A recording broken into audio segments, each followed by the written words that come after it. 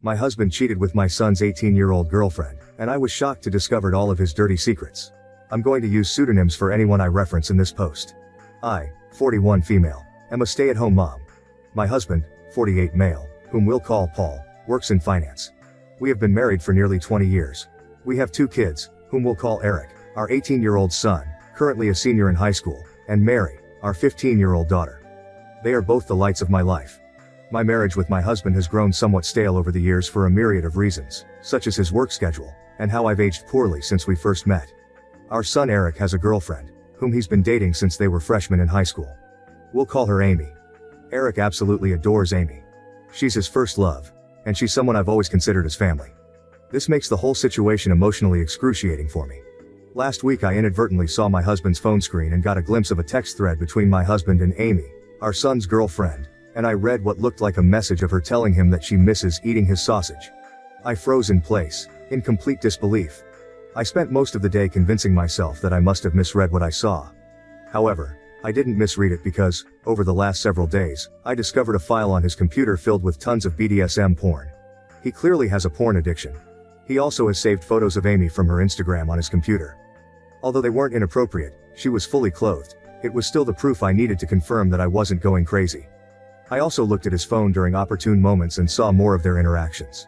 I wish I had never looked. How I inadvertently saw it. He was on his phone. He did not have iMessage open currently on the screen, but the application was still open. You know how on the iPhone when you swipe up it shows all of the applications that are open and you can close them. When he was closing out the applications, something he does compulsively, I noticed it. It's not like he was some kind of idiotic buffoon having a message open, for all to see. I saw he forgot he had the application running when he swiped up from a completely different app. When I first stumbled upon the messages between Paul and Amy, it was like a punch to the gut. I remember sitting there, my hands trembling as I held his phone, the screen lit up with words that felt like slashes across my heart. It wasn't just the shock of betrayal, it was the way they spoke about me. Paul had taken the insecurities I confided in him and turned them into cruel jokes for his amusement with Amy. They were filled with mean, horrible things said at my expense, with him constantly comparing me to her. He would call me fat and old, among other things, with Amy LOLing.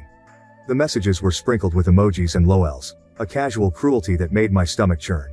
In one exchange, he'd written, "Can you believe she tried to wear that dress last night? Looked like a sausage trying to burst its casing." Amy replied with a string of laughing emojis and added, "She's so old, she probably thinks it's still in style." And it wasn't just comments about my looks. They talked about my intelligence, my interests, the way I talked. I saw words like boring, dull, and predictable, used to describe the life I lived, the life I had built with him. Each message felt like they were erasing the love and respect I thought we had shared for nearly 2 decades. At one point, I read a message from him that said, "At least you're fun. Being with her is like living in slow motion." Amy had replied, "LOL, you need someone who can keep up with you. Not slow you down." It was as if I wasn't even a person to them. Just a thing that was in their way. An obstacle to joke about as they continued whatever this was between them. Sitting there, with each message, I felt myself shrinking, becoming smaller and more insignificant. These weren't just idle words. They were a window into how little I meant to the person who was supposed to love me most. And Amy, a girl I had mentored, laughed along with him, bonding over the ridicule they piled on me. The betrayal wasn't just his. It was hers too, a double-edged sword cutting deep. I remember closing the app, the screen going dark, and looking up at our family photos on the wall across the room. The contrast between the smiling, happy faces in those pictures and the scorn in those messages was overwhelming. It was in that moment, surrounded by the echoes of their laughter, that I realized the man I married was not the man smiling in those pictures. And I was left wondering how many times they had shared a laugh at my expense, how many times my pain had been their punchline. I've always had hunches or paranoid feelings that Paul has been cheating on me, but never in a million years could I have fathomed something like this. Last month, I found a thong in our bedroom that I know wasn't mine nor my daughter. I turned a blind eye to it, being naive and acting like it was maybe our daughter's, even though that made zero sense. Not only is he cheating on me, but he's betraying our son. I'm completely devastated. I don't even think words can adequately describe the dread, anger, shock I feel right now. I'm totally overwhelmed on how to handle this because obviously action needs to be taken, but I'm terrified of what kind of psychic blow this will be for my son. I have no idea how to even broach this completely fucked up topic with him. I wouldn't wish this predicament on my worst enemy. I can't even believe I married this scumbag in the first place. And then my mind started to race, Realizing that I started noticing specifically unusual behavior from him around the same time Amy turned 18. She's been 18 for 5 months now. I haven't been able to gauge when their affair started. I'm trying my hardest to figure that out. He deletes his texts every couple of weeks, it seems like, so I haven't been able to pinpoint when this whole thing started. Was he waiting for her to turn 18 before pursuing this affair? There's so many layers to all of this, and I'm completely paralyzed with fear and dread about it all. None of it makes any fucking sense. How did this happen? Am I that much of a stupid idiot that I let all of this happen under my watch? Eric adores Amy, and the thought of revealing this sickening truth to him terrifies me. The impact on his young heart and mind could be devastating. My heart aches for Eric and Mary, who are completely innocent bystanders. I haven't confronted my husband about this because I'm frankly scared of the domino effect. I don't know who to turn to first about this. I share my story not for sympathy, but in search of understanding and perhaps advice from those who might have had to grapple with deep betrayal. Thank you for listening. Thank you everyone for overwhelming support. I'm sorry if I haven't responded to your private messages. I'll get to it when I can. Dealing with a lot right now and taking a lot of steps that need to be taken. I'm trying to be smart and strategic with this truly surreal and terrible situation I'm in. I want to be clear that not telling my son about this was never something I was considering. I didn't mean to make it seem that way. I was just saying, I'm intensely dreading it, but obviously it needs to be addressed. It's one part of the many steps of my overall plan. I'm currently playing dumb and collecting as much evidence as I can so I can be prepared for anything and everything. I'm going to protect myself, and I'm going to make sure I don't put myself in any potential harm's way. I'll post a more thorough update soon when I can. But please know, you've all touched my heart so much and made me feel less alone. Update 1. My brother connected me to a very tough junkyard dog type lawyer. I saved screenshots of all his conversations with Amy. I was only able to get the last 3 months from iCloud. The conversations were mostly flirty and dirty talk. It was hard to stomach, completely sleazy, and I saw several negative things said about me. His call history showed he talks with her for hours pretty consistently. He uses dating apps. I took screenshots of his profiles and all of the active chats he has with his matches. It's very clear he uses a filter to seek out girls who are 18, 22 or so. I copied all of his files from the computer. He goes on sex chat rooms and forums, and he spends a ton of money on OnlyFans.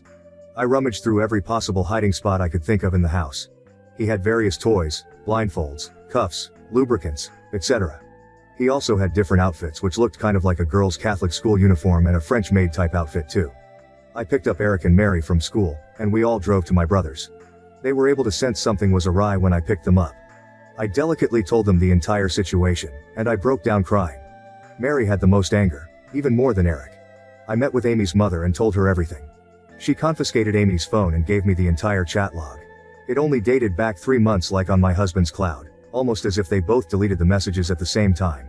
She told me Amy sobbed when confronted. Amy basically told her mother that she will never understand, and that she and him are in love. I don't want to get into too many details with what else she was saying, but suffice to say, it's very easy to assume that my husband slowly and methodically became a sage-like figure in her life, making her feel she could rely on him, and he took advantage of the fact that she came from a broken home.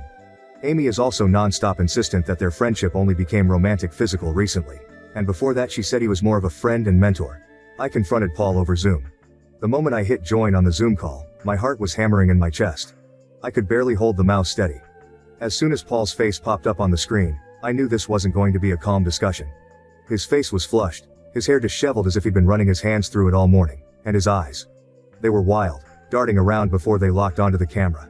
The look on his face was scary. He became red and looked so sweaty. He had anger and panic in his eyes. His tone of voice was very defensive and frightening. I started off trying to keep my voice steady. Paul, we need to talk about what's been going on. Before I could even get another word out, he cut me off. Context. You don't understand the context, he blurted out, his voice loud and shaky. He kept repeating the word like a mantra, but never explained what he meant by it. His hands were visibly shaking, gripping what looked like a stack of papers on his desk. I've seen the messages, Paul. Between you and Amy, I continued, trying to keep the accusation out of my voice, hoping to keep him calm. But it was like I'd lit a fuse. None of that happened. You're making things up, he shouted, his face now a deep shade of red. His voice was so loud I had to pull the laptop slightly away from me. It was frightening to see him like this, so unhinged. He was not the man I thought I knew. I tried to reason with him. Paul, I have screenshots. I've seen everything. Please, we need to discuss how we're going to handle this situation with the kids. He slammed his fist on the desk, making the camera shake. You have no right to take my kids away from me. You're trying to ruin everything. His tone was accusatory, and each word felt like a verbal assault. I remained where I was, my own hands now trembling. Paul. You need to calm down. We need to figure out a way to... I don't need to calm down. You're the one who is overreacting. You're the one who's destroying our family. His words were almost a growl now, his face so close to the camera that I could see beads of sweat on his forehead. It was then that the real fear set in. The intensity in his eyes, the anger in his voice, it all pointed to a man who was losing control. I realized I wasn't just dealing with infidelity but with someone who could potentially be a danger to me and the kids. His demeanor was threatening, almost as if he was right there in the room with me, ready to explode. He kept yelling the word context over and over again, and that none of that happened. He was unable to speak without constant stutters and intensity. Nothing really made any sense to me. I refused to tell him where I was, and he said I had no right to take his kids away from him. I'm ending this call, Paul. We will talk later when you're able to discuss this calmly, I said, my voice barely a whisper. You can't just hang up on me. You can't just... But I didn't wait to hear the rest. I ended the call, my heart pounding in my ears. And then he abruptly left the Zoom. Sitting there, staring at the blank screen, I knew that this was far more serious than I had initially thought. His reaction was not just defensive, it was volatile. I picked up my phone immediately and called my lawyer, explaining the urgency and the need for a restraining order. The level of aggression he'd shown was enough proof that I needed to protect myself, and my kids. That call was supposed to be about confrontation and truth, but it turned into a chilling revelation of the depth of Paul's anger and instability. It was clear that this wasn't just about heartbreak or betrayal anymore. It was about safety. My lawyer is filing for temporary sole custody of Mary and a restraining order. Mary is still the most angry. She's totally furious with her dad and Amy, justifiably so, of course. Mary is recollecting moments in time she watched her dad interact with her friends and she's in knots about it. Eric is very clearly hurting, but he's so strong and very level-headed. He wants to see a therapist. The maturity my kids are showing makes me proud. They don't deserve this at all. Eric hasn't spoken to Amy yet since finding out the news, and I'm not sure if he ever will again. Both me and my son are going to get tested and checked out as well. There's no telling how many different women he's been sleeping around with. As for Amy, her mom has been in contact with me and Amy has been threatening to run away with him because they are in love. We made the authorities aware of everything. I plan on being completely unforgiving and ruthless in this divorce. I'm reflecting on how I've been treated and how it's made me a shell of myself and how I've had a very negative opinion of myself because of him over the last 20 years. I don't want to let this scumbag get away with it. I want to reinvent myself and move on stronger than ever. Update 2. Thank you again for all the love and encouragement. It gives me comfort and means so much to me. I've received many comments and messages accusing me of faking this story, which oddly also provides comfort because all of this feels unreal even to me. It validates my own feelings that there are people out there who can't even fathom this being true. I wish it were fake. I've been focusing on and worrying about how others are feeling over this, somewhat ignoring my own feelings, which I'm trying to change. I range from anger to numbness like a light switch. We're all safe and still at my brother's house. We're very careful, and his house is secured. Paul has tried to call my cell phone several times a day. I am refusing to interact with him, and I will have my lawyer handle all correspondence.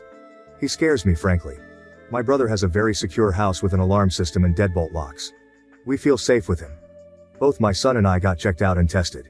It appears so far that we're both clean based on the immediate rapid tests, but in the coming days, we'll know for certain when the lab results come in. I'm not overly concerned. We've set up an appointment with a therapist for him next week, which I'm relieved about. He needs someone to talk to, someone professional who can help him navigate through this maze of hurt and betrayal he's found himself in. It's not just the betrayal itself, but who's behind it.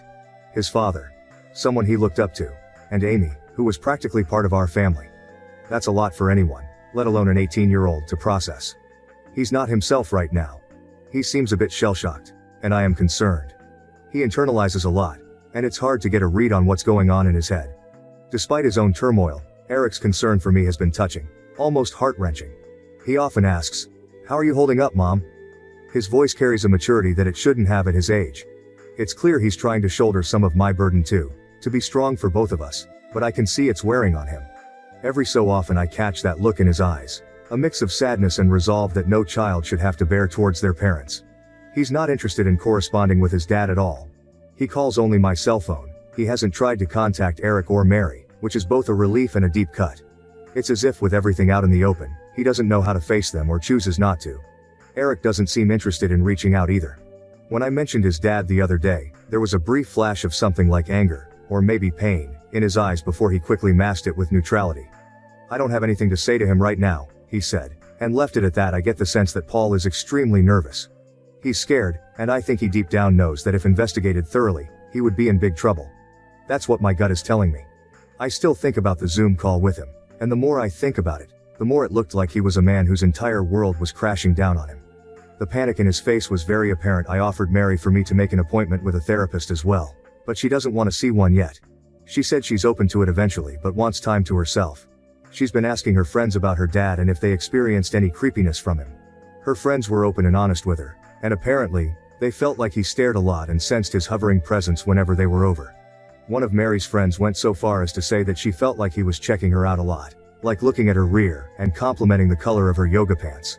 At the time, no issue was brought up about it, but in light of everything that has been happening, it seems strange now. He would sit himself in different areas or vantage points to get a good view of her, she claimed. He also asked questions about what kind of friend group or which clique they were in at school. He kept asking about if they were popular girls. I'm completely embarrassed that they had this experience at our house. As for updates on Amy, which is the main reason why I wanted to write this update, I completely agree that she is also a victim. A lot of people have been emphasizing that, and I agree. I've done everything I could in my own power to indirectly get her opportunities to get help. Like I said, I told her mother, and she's been updating me on everything. Amy, unfortunately, is still living in her deluded reality, and I can only pray that she'll eventually come to her senses. She doesn't want to see any doctors or therapists at all and has been constantly trying to reach Paul because, again, she believes that they are in love. From what I've been told, she hasn't been able to get hold of him, and he's been avoiding communication with her completely. Amy blames me for that and believes I took away his devices and am very controlling. Any truth that her mother tries to convey to her is met with conspiracy theories and hostility. Amy looks at me as a villain and still sees Paul through rose-colored glasses. Her mother showed her screenshots of his dating app profiles and matches, and she refuses to believe it, saying I photoshopped it. According to her mom, Amy keeps saying things like everyone is just mad because she found herself a real man, and that I'm jealous because she takes better care of him than I do. It's in line with some of the conversations I screenshot, where a lot of what Paul says is him complaining about things I don't do for him sexually. Right now, she's insistent that she and Paul will be together in the long run. Ugh, he's honestly a slimeball. I believe stuff happened before she was 18 too. I'm not sure when things got actually physical or romantic, but I do think his grooming started as soon as she came into the picture when Eric started dating her freshman year. This mentor and a friend that Amy alluded to had to start right away, and the way she's acting now, being so indebted and believing every single thing he says, shows that his effect on her had to be over a long period of time. She only turned 18 like 5 months ago. Her behavior and infatuation for him seems so strong that it couldn't possibly be only 5 months of them being together. The only thing we can really hang our hat on is the possibility of Amy having an epiphany of the reality of her situation, and she opens up candidly about when it began. But because she's 18 currently and has no interest in saying or doing anything that could potentially put Paul in legal trouble, nothing really can be done. Unless they find out about other girls that I have no idea about yet. I can only hope that Amy comes to her senses, but me directly intervening doesn't feel like it would be productive at the moment. Maybe eventually though. Update 3, April 8, 2024. The support, again, has been overwhelming, and I'm very grateful.